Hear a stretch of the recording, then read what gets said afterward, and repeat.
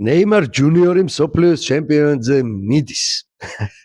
ესე იგი მსოფლიოს ჩემპიონატის წინა ერთ-ერთი ყველაზე ხანგრძლივი საგა დასრულდა იმითი რომ კარლო ანჩელოტიმ ბოლო-ბოლო მაინც გამოიძახა ბრაზილიელი ვინგერი.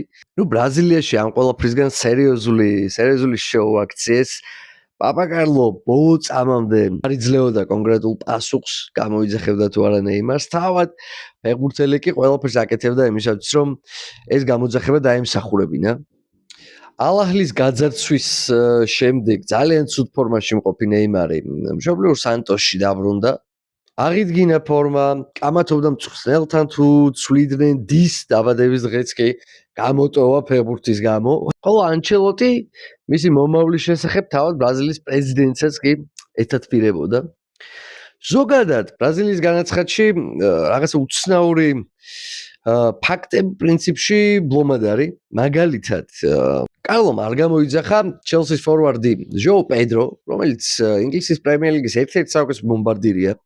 15 გოლი გაიტანა მიმდინარე სეზონში. მის მაგივრად კი ბრაზილიელთა შემადგენლობაში განაცხადში მოხვდა ზენიტის ვინგერი ლუის ენრიკე, რომელსაც მიმდინარე სეზონში აქვს მხოლოდ 2 გოლი შეგდებული.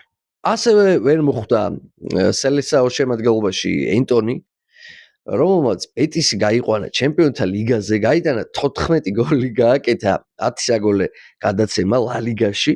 თუმცა მაინც ვერ დაიმსახურა კარლოს მოწონება.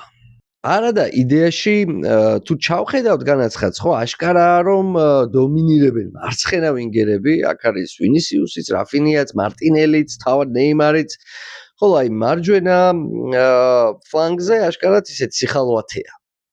ასეა თუ ისე, მხოლოდ ის დღე დაგვრჩენია ახლა რომ დაველოდოთ ტურნირის დაწყებას, რომელიც როგორც ჩანს გამოდგება ერთგვარი ისეთი უკანასკნელი ცეკვა Last Dance. ერთბაშად რამოდენიმე ეპოქალური ფეხბურთელისთვის.